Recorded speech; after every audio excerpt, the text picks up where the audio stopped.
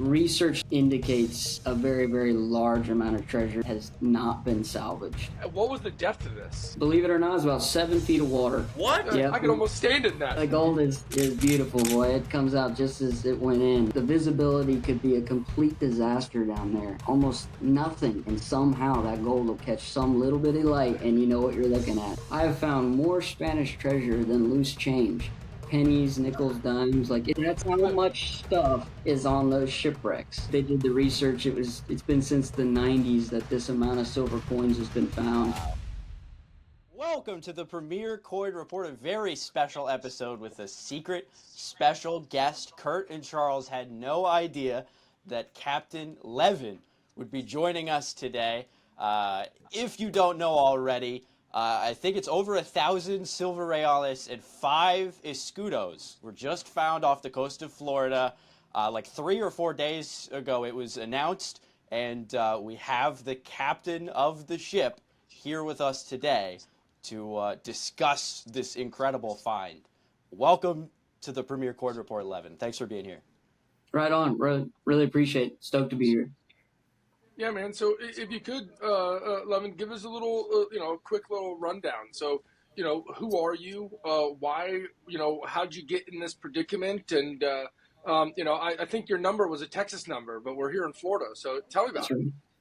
Yeah, I was born and raised in Texas, but I got my dive education out there in Texas. I ended up moving to Florida in 2012, and shortly after working with a dive charter, an investor for a treasure salvage company asked me if I'd ever been treasure hunting, and the rest is really history from there. I got involved with treasure hunting in 2013, fell in love with every aspect of it, and furthered my knowledge with different companies and their projects and the way that they worked. And the more I got involved, I was asked to operate some of the vessels for those companies. And so again, getting more and more educated on how to run and manage a salvage operation. And this year, last year, 2024, we purchased a new boat with a group that I'm working with in hopes of getting closer to the beach. A lot of these shipwrecks find their way on the coast, obviously, but all the way up on the beach, a lot of material is very difficult to get to unless you have a very shallow draft boat. So we decided to open up this new operation, and this year... That's an understatement of the year, probably. That's cool. Yeah, we've got a good picture right here. Yeah, that's truly incredible. What was about this photo? That photo there is actually the first 8 coins we found on this small trail that ended up leading to the 1,000-coin dump. Wow. 1,000? It is, Jesus. right. And the significance of that 1,000 coins is when they're together like that, there's a idea that they were a consignment, some sort of payment. And we found evidence of that on the coins, a burlap sack.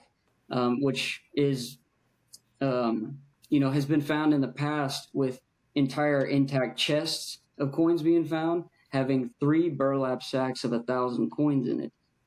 So our hopes is that nearby we've got another 2,000. Now, Wow. that is truly incredible. I mean, now when you find something like this, because it always reminds me of the carpet of gold, or do you find these as is it like a carpet or a path, or is it kind of still meshed together in that like chest like burlap sack? In the case of our find, they were scattered out. We found a handful of clumps. They were 2 coins stuck together. But for the most part, these coins were sort of spread out over about a 20 by 20 area. The main concentration of coins was, in a smaller area, about 10 by 10. And if you're allowed to speak upon that, now I know, we're the Treasure Coast. I was born and raised here. We talked a little bit about it on the phone. I grew up watching the Goonies, Yeah, baby. Uncle McScrooge, is my guy, right? Like, I mean, and for our area, I don't know how old you are. I'm 33.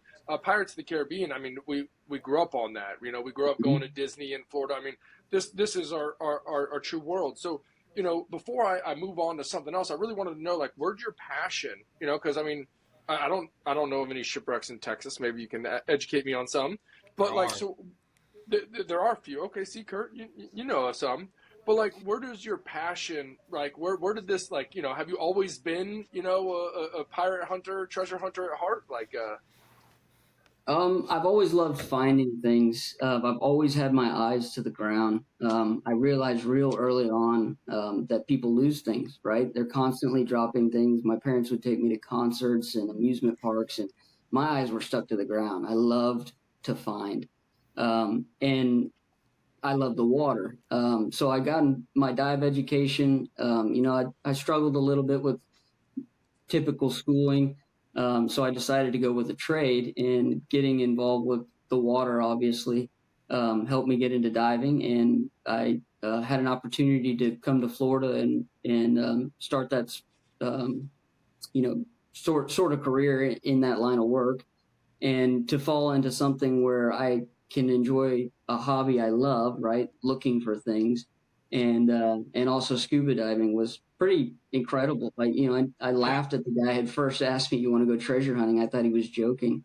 So it really is a lot of happen chance. It makes you think, is it divine? I'm not sure, but no doubt to fall into such an awesome job and get involved with, something so extraordinary is very rare and unique. Yeah. that true. This is really awesome. This is really, really cool.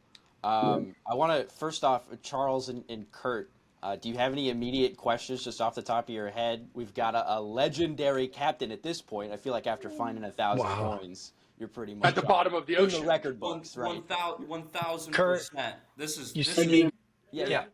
Okay, sweet. Well, I love your story. I can relate to it on so many levels and connect with that shared principle of not liking traditional schooling, loving finding unseen or uncared for value, right? And that's exactly what all of us do in one way or another, and that's how we're able to bond, is unearthing parts of these stories. Now, I'd love to have a haul like that. I'm just I've never actually met a salvager before. Outside of the guys, obviously, with the metal detectors on any beachfront in America. Outside of buying that boat, what sort of diving and salvage technologies do you most rely on, if you care to share? Because, I'm thinking scuba equipment, boat. I looked up how many shipwrecks. There are approximately 3 million shipwrecks on the ocean floor worth billions in value and treasure. How is someone going to take that vast expanse and pinpoint exactly where to search? Very good question. Yeah, it really starts with your research, right? You want to be looking in the right location generally, and then you've got a needle in a haystack in front of you, obviously. And the next process is we take a magnetometer survey of where we have an idea that, culture's been found on the beach, perhaps evidence has been found in the past. You run a mag survey, and basically what that does is it's looking for anomalies that affect Earth's magnetic field, mostly iron, ferrous objects. These ships were made out of, obviously a bunch of iron fittings. They had cannons on them, anchors, cannonballs. Those signatures can point us to a shipwreck. Obviously, you'll come across a lot of modern trash and things like that when you do these surveys, but as you mark off the different things that you have found, and you could say, well, this was wreck material, say a spike with wood or anything like that, and you can start to develop a trail, which will then in turn point you in the right direction. On top of that, we have an AutoCAD system, which allows us to lay existing finds, past finds, new finds that we're making, and document where we didn't find anything at all, which is pretty crucial. You don't want to go back and dig in the same spot, right? So marking where the treasure isn't is going to help you ultimately find where the treasure is. And That's so just awesome. cut in. Last time I think we spoke, Levin, you said that this was kind of a place you've already kind of gone over before, but with your new techniques, you kind of went back to this spot. Right. So, in a sense, again, once you're on the bottom and you're actually making an excavation, you realize how big the ocean is. A common term we use is you miss by an inch, you miss by a mile. So there could be a lot of points where it's like, man, we were right there. I mean, the artifacts were within our anchor spread, and but it really is a due diligence thing. You have to cover every bit of the bottom in order to create and develop the trail or map, as we call it, in better understanding of the wreck. Yeah, I can't imagine. Charles, did you have any questions for Levin before we have a couple that we want to get through, but I wanted to open it up since we kind of put you guys on the spot and didn't tell you he was going to be here. You wanted it to be a surprise. Well, it's fascinating to me. It's very cool, and that's an awesome surprise, Jeff. By the way, I'm very excited. So I know with the 1715 fleet obviously is being famous, and now it's well established in the coin collecting community in the marketplace. People collecting fleet gold and trying to put together different, different variety typesets, like each one of each type, and then different cities, different mints. It gets crazy the more you dive into just fleet gold alone.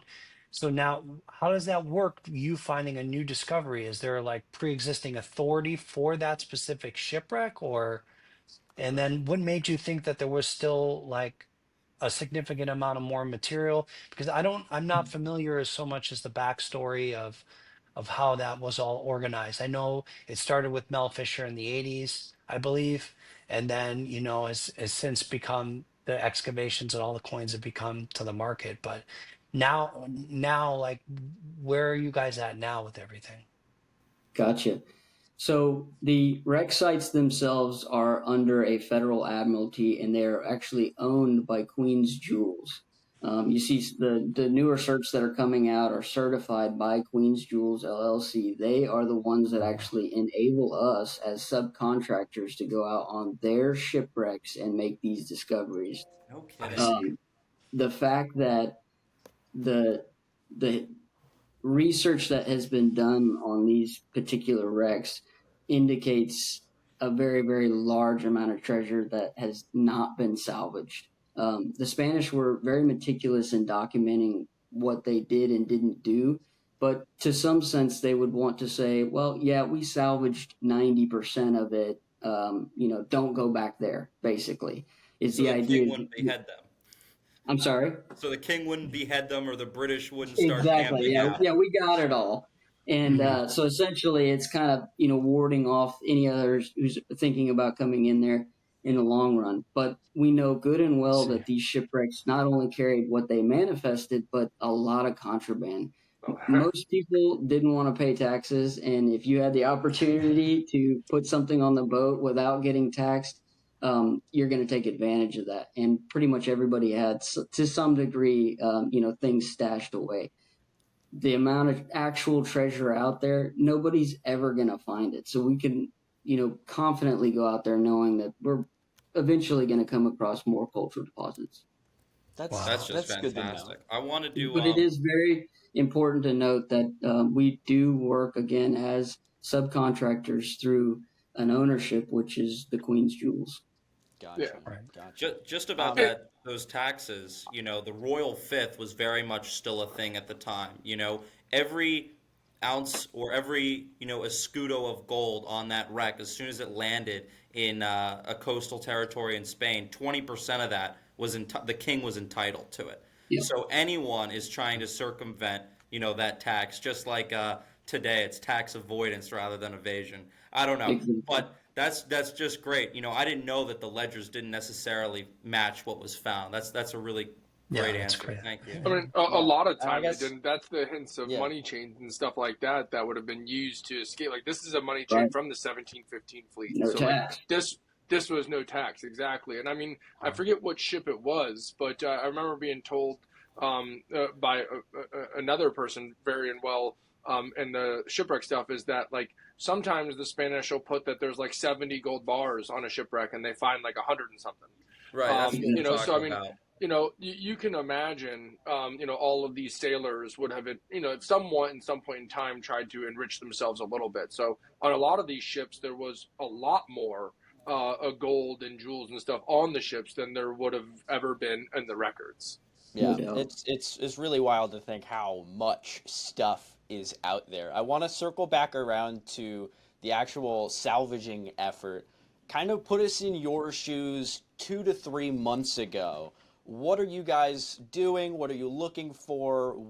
What leads are you following at this time?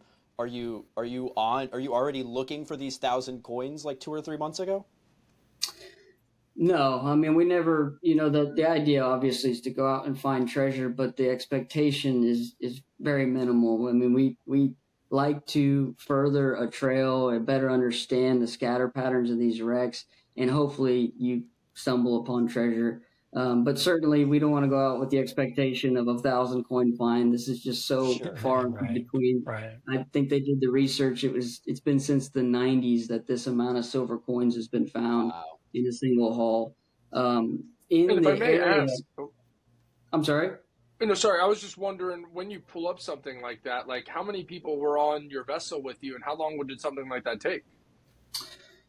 We were on that particular area 19 days with a total of 400 excavations. Again, a lot of that excavation is right on top of itself. And we're very careful not to destroy the bottom. I mean, you want to find the coins essentially how they are laying there. You don't want to push them around or move them with the boat operation. And you never know what else you're going to find in and around them. There could be something delicate like with wood or things that the metal finder isn't going to detect. You just never know. So it's very crucial to excavate these sites correctly. And a lot of the times, like I said, you're moving the boat a few inches just to kind of crumb into that next virgin area producing culture. What was the depth of this? This, believe it or not, is about 7 feet of water. Jesus. What? Yeah. I could almost stand in that. That's crazy. What? You could throw a rock at the boat from the beach. The bottom is we would have to excavate about a foot of sand to get to the strata in which the artifacts were laying. Wow. So, I mean, That's crazy. I mean, there's probably people walking that beach all of the time. I mean, You're walking on treasure. I mean, that is so insane. Like, yeah, my mind is blown. Yeah, and that's, you'll see guys out there in the craziest storms because the moment that the beach really gets taken away and carved down real deep, that's the shot. That's your opportunity to find something that you can take home yourself with the laws of Florida. And you'll see some people out there in some pretty gnarly weather making an attempt. Yeah, I've seen them out Not there. easy. I've been out there a handful of times and on a stormy day with the metal detector. It is very windy and scary and cold out there. But, yeah. And after about the fifth bottle cap, it's like I've had enough. Right. I was curious. Could these photos, the photos that are online, they all seem to be in their original state, other than these here, which seem to be preserved. I'm curious. Yeah, the greenies. Kind of what happens to the coins immediately after you pull them out of the ocean? What is the immediate next step for these things? So each coin is logged in a database. We take before photos, right, pre-conservation photos, and then the coins will be put through a conservation process, a reverse electrolysis process. And this is to basically get rid of any of the oxidation on the coin and preserve what good noble metals left. That process can take quite a bit of time. What we did was we took an example out of the 1,000 coins, the most unique shapes, ones with holes in them, perfectly round, clear markings, dates, and we wanted to clean up a number of them for our publication so that people could see not just a bunch of black rocks laying there. A lot of people don't really understand that is in fact treasure, but the before and after, a good idea of what they are. He mentioned green eights there a second ago. These coins in particular had a high copper content, which coincidentally acted as an anode and fortunately protected the coins. More often than not, the treasure we recover when it's silver is almost like just a thin sheet left, right? There's hardly anything left. These coins are in remarkable condition, and we believe that's somewhat to the high copper content that's found in the Mexicos. Although we ended up looking further into the coins, there's in fact coins that are minted from Lima and Potosí, so Bogota and Peru as well. Wow. The 3 different mints we have. Obviously, it's going to take a while probably to get through, turning the greenies into the coins that we normally see every day. But with these findings, I mean, have you found, it's kind of a two-part question. Did you find anything other than coins? And with these coins, like, did you learn anything new about the shipwreck or these things? Like, did you find something that's just like, we didn't know about this before? Right. So within this discovery, has anything butterflied from there? That's the hopes. The research obviously is ongoing. As we clean the coins and start to see the markings, they can reveal numismatic rarities. And again, the example of these coins is early colonial coins. Most of them got melted down or manipulated, turned into something else once they made it back to the old world. So, so much, there's not enough academics when it comes to these finds in the past. This time, we're going to actually be able to go through each individual coin and really give each one the time of day, a better understanding, and maximize our education. We really want to learn as much as we possibly can from them and document it as much as possible, because there could be things that do, in fact, change history or what we thought, before. I think it's important to note that I think people don't realize how much of an active effort history is. Like, Right. we don't know all of history. We don't have Exactly. all of the details. There are actively people out there every single day pushing, digging holes, innovating new technologies every single day to go find this stuff and learn new things, because we don't know everything. That's right. No, And specifically with these coins, they're handmade. Each one is unique. It's an individual. So there is a lot to learn, and really, just focusing on the academics is huge for us, because we don't want to just be, pulling stuff out of the water. Hey, here's my cut. And we're all running. Right. This was one bag of coins. This belonged to somebody. Where was it going? What was it going to do? We'd love to answer all those questions. Exactly. Kurt, what was your question there? Yeah, I mean, it's just incredible to think the distance between some of those mints that, were mentioned in the article and in your answer, Potosí, Bolivia, right? The mountain of silver, Right.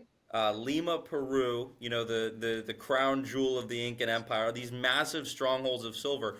The distances needed to require to traverse those places, and the fact that they ended up in the same bag on the same ship on its way to Spain.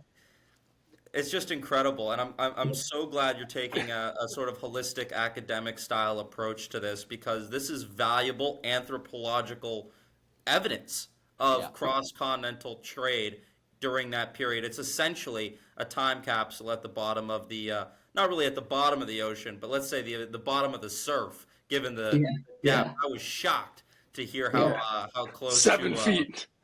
That's just It's awesome. wild. Ridiculous. It's wild. You could still see my hands if I was touching the ground at that point. Literally. Oh yeah. Yep. Yeah. I mean, the tide changes too. So low tide, you're almost exposed.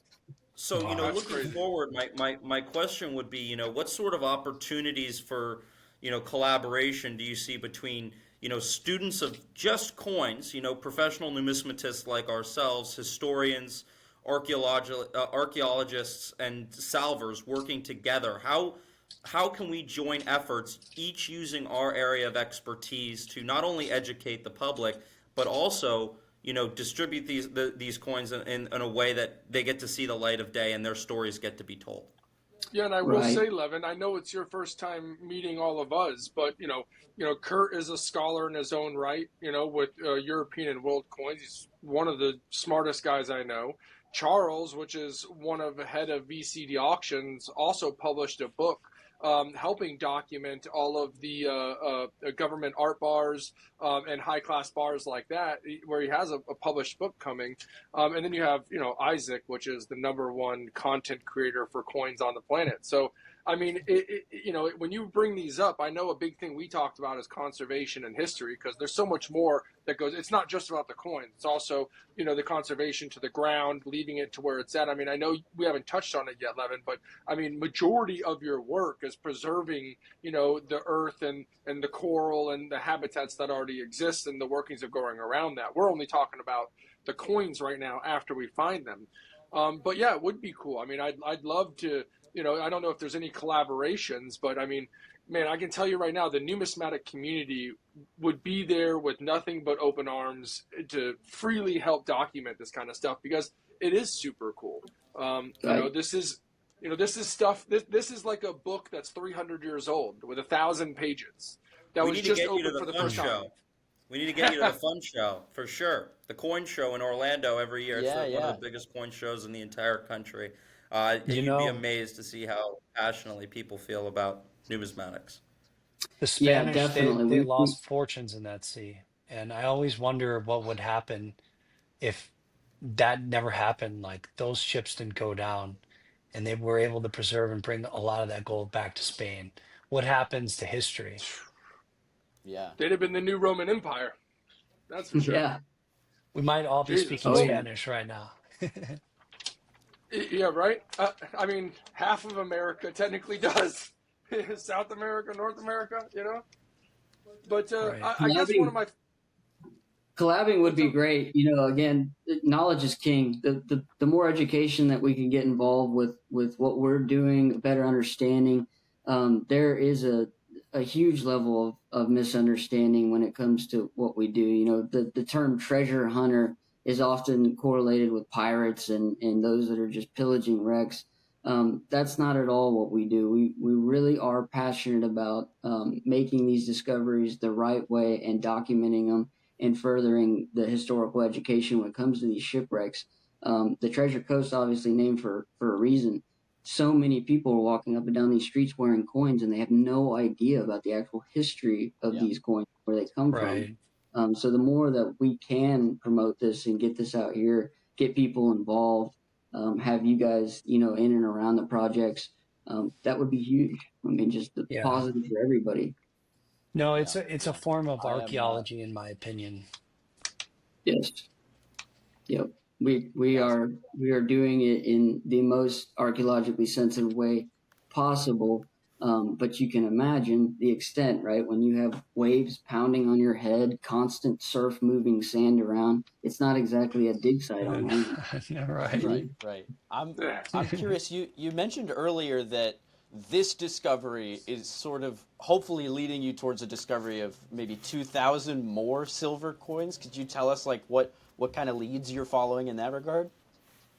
Again, potentially, that could happen. What we've seen in the past is when an intact chest came up, it had what appeared to be 3 separate bags of burlap bags of 1,000 coins, approximately 1,000 coins. These bags were probably just weighed, so maybe you'd have 1,040, 1,020. If the weight was approximate, it went into the chest.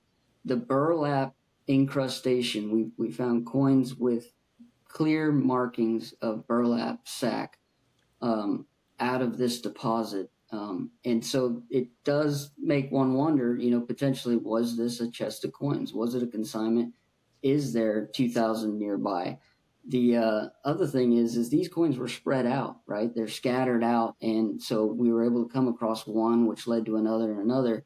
Sure. We could potentially be looking for 2 singular targets. If the coins concreted together into a solid brick, rather, instead of spreading out like these did, you're not looking for, something nearby that's could be very easy to detect. You're really looking for one target and hoping you come across it. That's why, again, knowing where you have been, where you haven't, and documenting that in the correct way, so that you can really paint a picture of, oh, well, we missed this spot because it could potentially be holding the artifact we're looking for.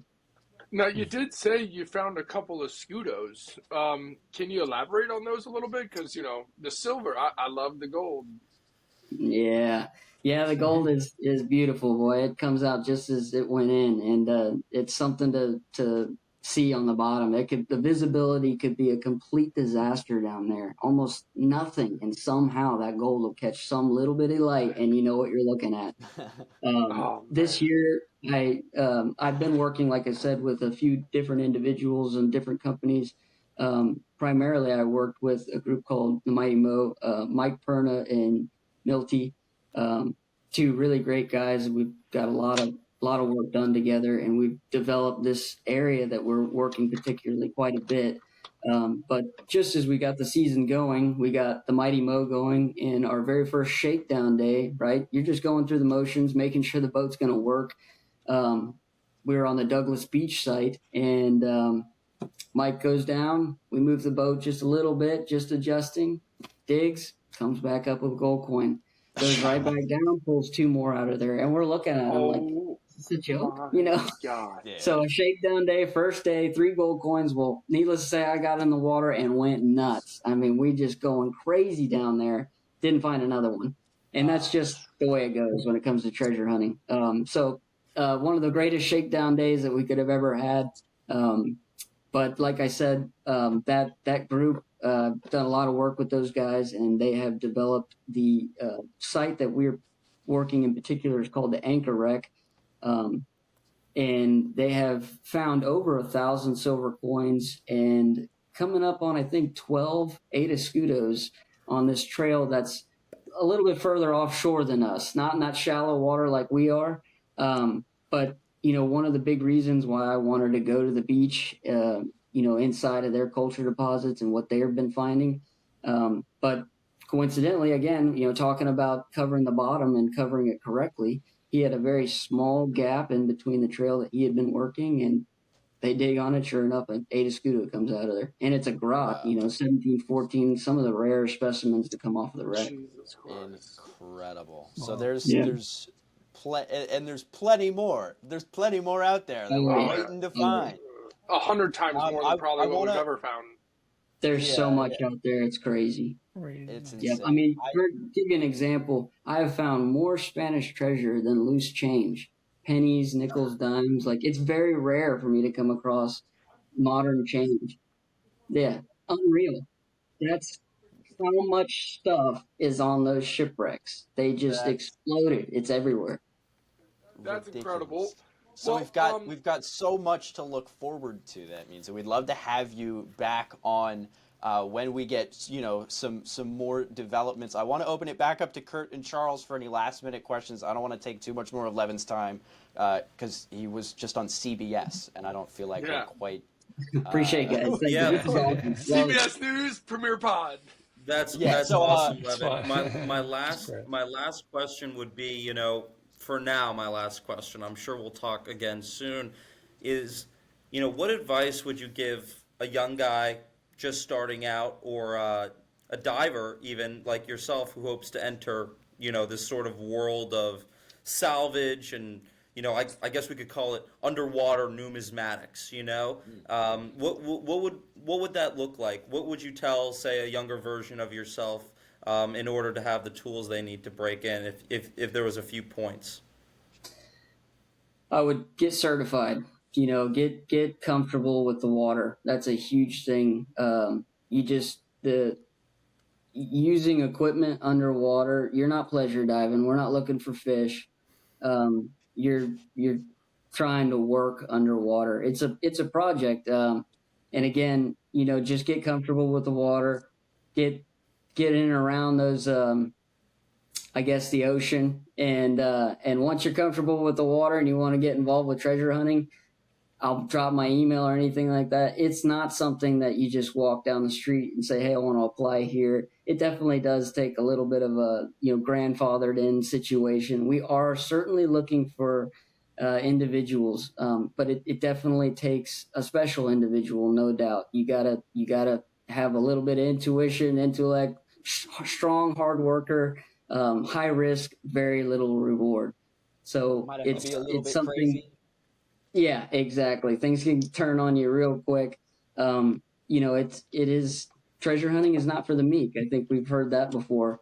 You really do need to have a passion for it. I've seen several people come out here and being like, I want to be a treasure hunter, and they spend a week out with us and they've had enough. So it's telling, those that stick around. I started in 2013. This is the first significant discovery in my career. It can really test you when you start to wonder, what am I doing? I'm out here just pounding my head thinking something's going to change, and I'm still just finding sand and shells. Today's the day. Today was the day. We found the key to One-Eyed Willie's rich stuff, no doubt. That's awesome, crazy. man. Thank you so much. Good, man. Congratulations. Charles? Really appreciate it. Yeah, did you have any closing remarks or questions, Charles? No, I'm just very excited about this new discovery, and I just want to congratulate you and your team, Levin. You did an awesome job, and coming from the numismatic community, we totally respect and admire what you do, and thank you for allowing the finding this discovery, basically. So Real life Orlando Bloom, everybody.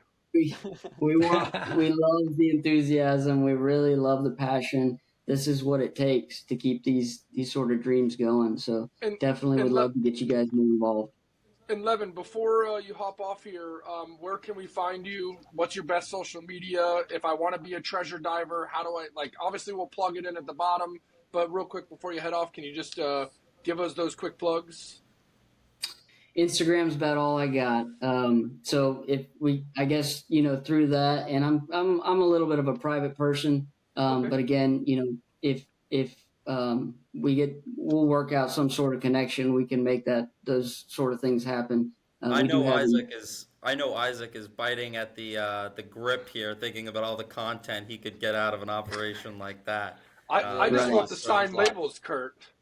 I just want the signed labels, right? I want Levin's signature on a certified greeny coin right out of the ocean, like that. Yeah. It's cool. That's just great. Seriously, thank you so much. Yeah, we'll work and figure out how to get everybody connected and get more people involved, no doubt. Awesome. Thanks so much for coming on, Levin. Really appreciate it. Thank you guys for your time. Awesome project you guys got going. Love what y'all are doing. Looking forward to the future. Thank you. Awesome, man. Thanks. Really appreciate it. We have any thoughts about that? That was crazy. What? Yeah, That's insane. How crazy is that? Wow. Yeah, you said a surprise, but I couldn't really. in the morning. Yeah. So I reached out to Melvin at the Mel Fisher's Museum in Sebastian, who we just visited with, and he's like, I'd love to hop on and talk with you guys, but let me hook you up with the actual captain. And my jaw just hit the floor, and I was like, kid in a candy store, like, let's go. We'll look at the bullion market real quick. We've got just a few minutes here. It's been insane. We haven't done a podcast in 2 weeks. Since then, I think 2 weeks ago, does anybody remember what gold was at? It was like 36 something, right? I don't think it had hit 37 yet. Maybe 30, maybe high 35s. Wait, what happened last week? Gold skyrocketed As in the of last 14 yesterday. days. Gold is at 38.73. I thought for a second Kurt actually didn't know. And silver is almost at $50. What the heck? It truly All is. those Carson City 20 libs I bought when this show started, I'm in them for under melt. So, I mean, all that yapping I did about no motto 20s being the move. I'm not saying that I'm a financial advisor, but, I have to pat myself on the back on that one. I'm in a bunch of gold cheap, and I'm sure a lot of viewers are too. I mean, this is how many more no motto libs could you get with the profit off of the gold hike? A non-zero number. How does that sound? Non-zero number. Okay, For so at any least one. tax That's good. professionals watching, non-zero I, number. I will say, and Charles, I'd like your opinion on this. I read an article the other day. Again, not a gold professional. I'm a rare coin nerd. But something about this being the first time since the 90s that foreign governments were holding more precious metals than they were U.S. bonds. And that this Yep. transition actually hasn't happened in the last 30 years, where governments are pretty much dropping their long treasury holds in their bonds, and they're stacking up Well, on gold. So I think it just happened where the foreign governments just passed for the first time since the 1990s, where they're holding more gold than bonds. really, Do you have that's any what they're comments on saying? that? Wow. What Yeah, I mean, I yeah, don't know. I mean, it the looked like a treasury. fish. We might be having a little bit of lag. I was just saying, I think I read somewhere that Singapore is now like the third largest holder of gold. So Yeah. Could the very well U.S. be. and then So China and then Singapore. They've just a large part everybody's of buying right these, now. Everybody's just a large part of these, the buying right now is driven by banks, basically. So, like, the ECB in Europe, and then even the Fed. Might be, who knows? I don't, there's other countries, sovereign nations and stuff that are stepping in right now and buying gold. So that does sound accurate. I don't know whether or not they have surpassed, United States treasuries. I know, they're still bidding, they're still active bidding in the treasury auctions. So I don't know what the supply is superseding what at this point, but I do know that they have stepped up their buying in gold. That is for sure. I mean, and that's largely what's Yeah. driving the prices to where they are. I think it's just a sign of monetary policy right now. There is a lot of pressure on the devaluation of the dollar coming up straight from the top, coming from the White House, and I think that trend will continue. That yeah, I think at one point our president said that he was looking at devaluing the dollar down to 15%, So if that's going to be the case, that's a significant devaluation, the most we've seen since I believe the 90s. So yeah, or even during the crisis, I think like it would take us back to the '08 crisis, let's say, so levels of the dollar. So it's a matter of the trend. I don't know. There's a lot of downward pressure on the dollar right now. I feel like I missed the train. I did not know about gold early enough in my life. It's even when I did learn about gold, it was still too much for me to buy an ounce. But here we are, and I'm buying grams. Right? It's crazy. Did I tell you of the Uh, Krugerrand I found in my box? you found a crew grand? Yeah, so like an old safety deposit box or whatever we had that I had at our store that I had totally forgot about. I looked in there and it was inside of a flip, and in the flip I put a piece of paper what I paid for that coin. And I looked at it and it had the price on there. It said $295. Oh my God, Whoa. Isn't that crazy? that's ridiculous. Not So crazy at all. Not it crazy at was all.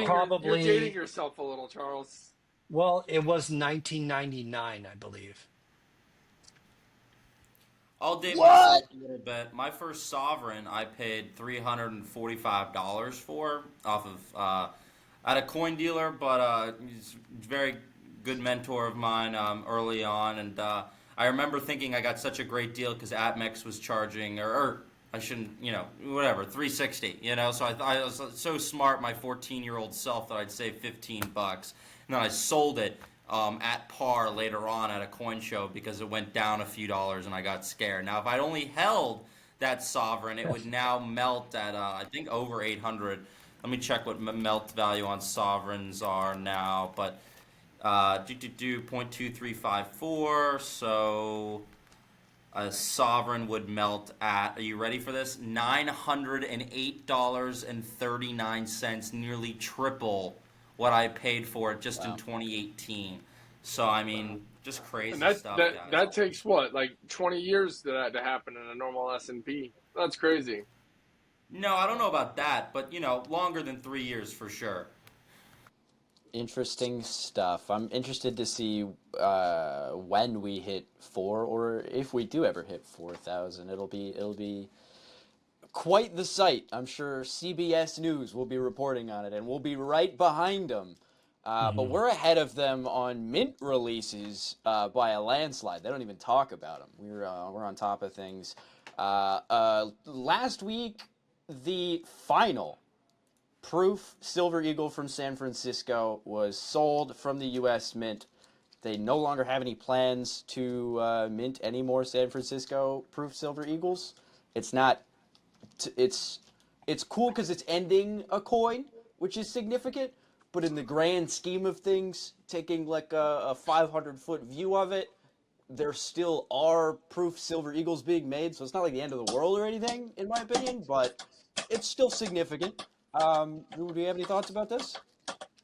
I mean, this is where I take stride. I mean, the San Francisco Mint is a huge mint. I mean, it's mainly known for gold, right? It only exists because the Wild Wild West Gold Mint, or gold expansion of the United States of America, hence the football team, the 49ers.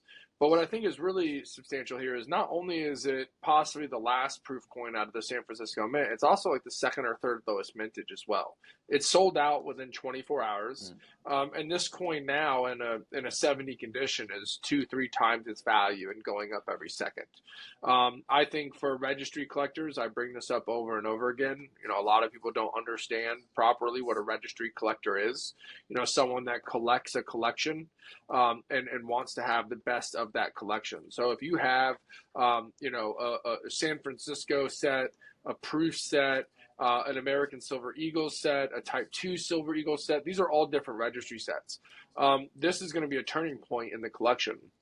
One of my mentors a long time ago told me the three most collectible dates in any collection across all collectibles are the first year of issue, a wartime issue, and a last year of issue.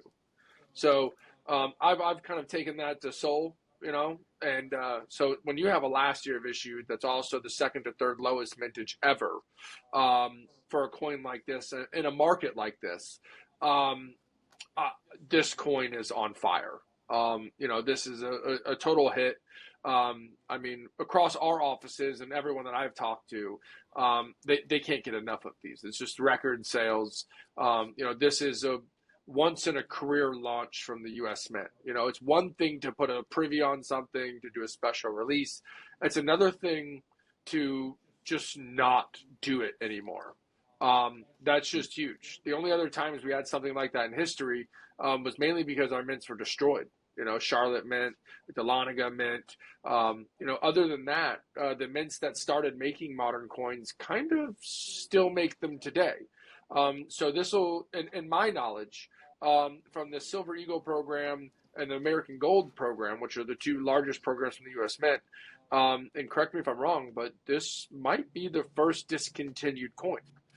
So amongst all the other things I just said, if this is the first modern discontinued coin from the U.S. Mint, that within itself is going to be pretty huge. Kurt might have some insight on that. Yeah, I'm just kind of confused about the parameters of what you said. But yeah, I mean, people that will want a full set or, collect with those three, thank God we haven't been at a, I wouldn't say involved in a war.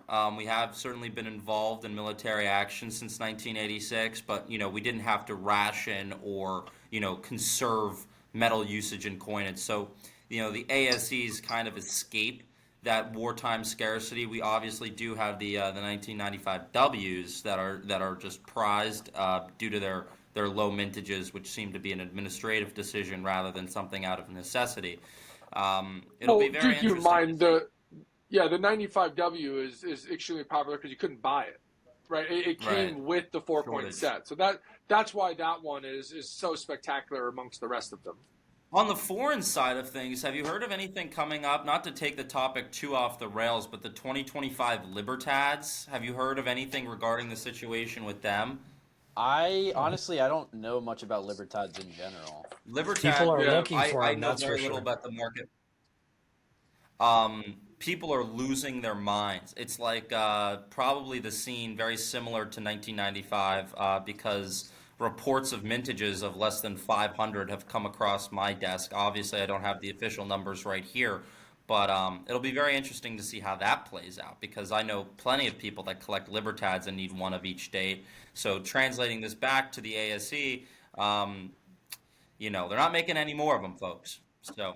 No, So in no, the last they're five not, and years, and that's just Mexican crazy to think coinage that has like just taken off like crazy.